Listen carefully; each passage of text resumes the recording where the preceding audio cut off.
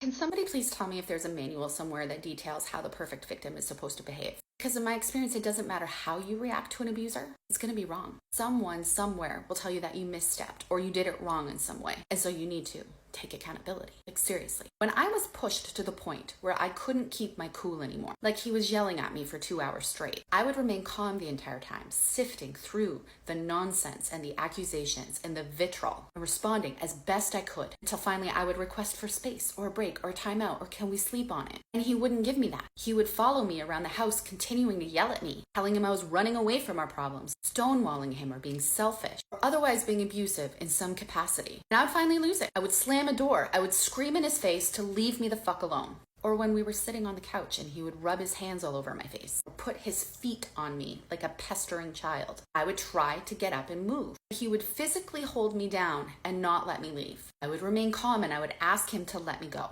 But he would laugh at how uncomfortable I was. Well, I would finally snap. I would hit him or kick him or move my body in some aggressive, violent way until I could break free. Then I'd run to the other end of the room and he would look at me like I was absolutely crazy for behaving that way. He would say, Jesus, I'm just trying to have fun.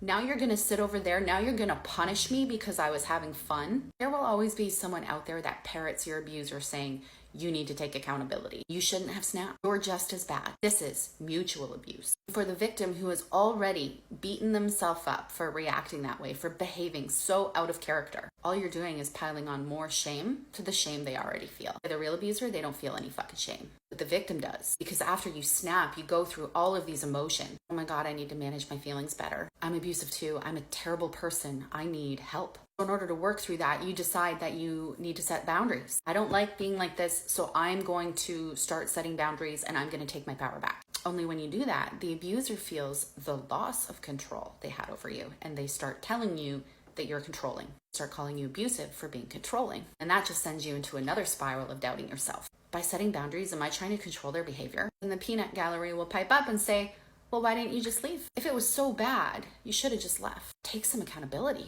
So when you finally decide that you've had enough of the not following through, of the sleepless nights, of the constant criticism and belittling and confusion, the false promises and the crocodile tears, you don't have just the abuser, but you have other people in your life calling you selfish for giving up on your family, telling you that you made vows and that people make mistakes and we need to forgive them because you're destroying your children's life. So take accountability. So you're not allowed to snap back and you're not allowed to set boundaries and you're not allowed to leave. So please tell me what the fuck victims are supposed to do.